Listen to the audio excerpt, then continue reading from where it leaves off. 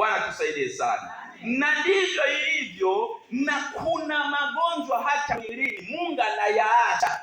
Bwana tusaidie sana. Kwa sababu ukiwa mzima, ukiwa umejitosheleza kwa kila kitu, hutokuwa na mawazo ya kumtafuta vingine na viacha. Ndio maana Paulo akasema Mungu, mbona mimi hili limekuwa mwiba? Mungu akaangalia akasema, huyu asitobaki nalo, huyu anaweza katoroka. Mungu akamwambia, neema yangu inakutosha. Bwana tusaidie sana.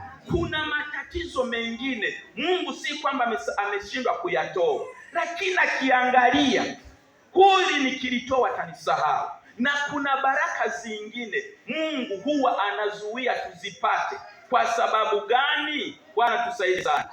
Ukipata tu vinavyozidi uwezo wako, Mungu anaona moyo wako ulivyo, utawatambia mpaka mtaa wa 60. Kwa hiyo Mungu anakuambia uendelee kula, utupe leo riziki yetu kabla imeisha, kwa sababu ukipewa kuweka stoko, majirani wote watakukoma.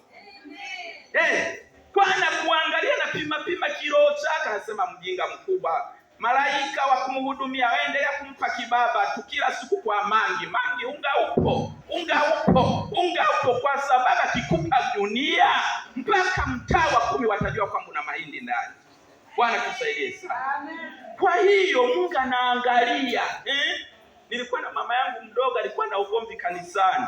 Akaniambia, yani leo nimeota tumenunua gari. Eti nikapita kwa mama fulani, nikashusha kioo nikamtemea mati. Kumbe alikuwa na hasira. Kwa kuna watu kama hawa Mungu anaangalia. Wewe ukipewa gari, changamoto.